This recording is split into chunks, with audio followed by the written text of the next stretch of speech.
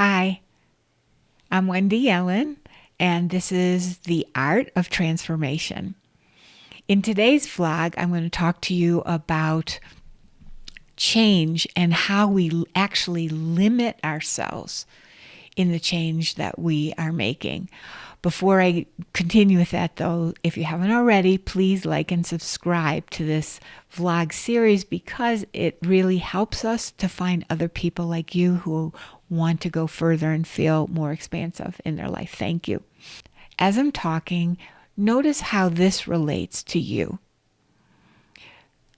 The other day, a relatively new client was saying to me, so as I'm dealing with this area that I feel badly about myself, and once I stop feeling so badly, then should I stop using the eidetic images that have been helping me because now I'm not feeling so badly? And I thought, this is such a great question because this is what we do as human beings. We unconsciously limit ourselves to how far we can go. And part of it is that we think that maybe that's as far as we can go. And part of it is that we really have no understanding of what can happen when the crust of our history is lifted off of us. One time when I was working with the father of Eidetic imagery, Dr. Akhtar Asen, who trained me, was my mentor, and I like to think of him as my friend. I was kind of in a pouty mood, and as I often was when he was helping me, and I said, so, how often do I have to do this image? Thinking that if I could at least do what was required, then I'd feel better.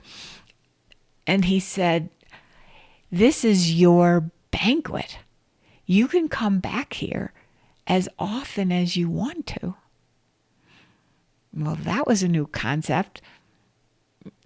That was a really new concept, and I have actually been thinking about that on and off ever since. So when this client asked me, should I stop doing the process, the eidetic image that's working with me on feeling better when I don't feel so bad? And I thought about it, and I said to her, and I'm saying to you, once you stop the bad feeling, once you're not feeling so badly about yourself, for example, then you have no idea who you'll become, how you can feel by the end. Well, there is no real end. So, for example, if you feel depressed or downtrodden or badly about yourself or guilty or shame, you don't walk around with your body light and free, feeling depressed and shame and guilt. No, the body doesn't, the body's part of it. And the mind is part of it. So when you're depressed or feeling shame, there's a closing in on yourself and a kind of a shutting down. And if you do this with me, you can see it, although you may already know this, of course. There's a shutting down. I can see my chest, I'm bending over, and my shoulders feel bad. And even like my cheeks feel bad. And then when I start to go into shame or guilt, my chest really starts to get tight. And then there's the mind. So the mind is hot and perseverating and going around and around and around the thing I feel guilty about and the trauma that happened and the memory that's really bothering me and what this other person is going to say and what I'm going to say back to them. And I'm just like swirling here. So there's a lot of heat, and then I'm down. So it's in your body. It's in your head. So as those things start to ease, which they do when you work with eidetic images, they do just automatically, organically, naturally, because it opens you up to who you actually are without the crust of your history. So as the breathing changes, the lines on the face change, the tension changes, the heart starts to open, and then you're receiving the world differently. Then somebody comes up to you and does something nice for you, and you can take it in. You can actually appreciate it, not just say thank you, but actually can feel their kindness and take it in and let it reverberate inside you, and the kindness that you emit will be palpable to others, because you're not coming from this place, but you're less burdened in mind and body and psyche and soul. And so you can see someone who's suffering and have real compassion, or someone that you love is hurting and not react to that hurt as history might push you into, but see it, experience it in a clean slate way where you're actually perceiving that person in their pain or sadness, and opening to them in that moment, and feeling yourself and feeling them, and they will feel that, and you will feel that. You may go and see your granddaughter, and she's playing, and instead of being happy but also burdened or distracted, it'll start to go in more, and for example, and you'll enjoy her, and she'll see your eyes on her, and she'll see your delight, and she'll see herself reflected in your eyes, and it'll be a circle where you're each seeing each other and loving and enjoying each other, and each getting that from the other person. So delicious, right?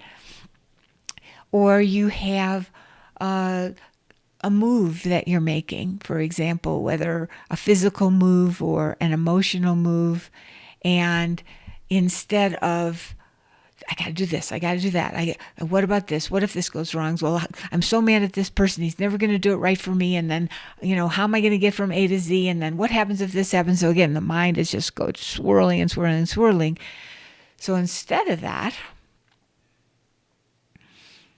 when you're not being run by your history, and when the mind is quieter, and when my clients have stayed with their images and continue to let the images open them, again, there's a presence, there's a sense of self, there's a cooling down of the heat, which is, as the heat gets cooled down, then there's more creativity that can come forward from you naturally, more ease, more good ideas. Things will take less time. So there's so much more than the removal of the burden. But so often, without even realizing it, we want to we stop without even thinking about it at the relief of the burden. Again, we're so much more than that.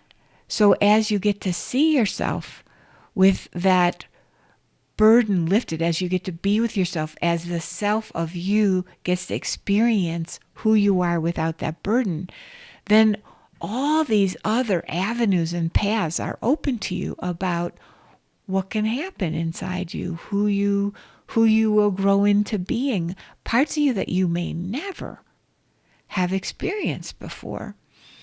I know that as I began to grow and to resist feeling better, which is what I was doing, and I began to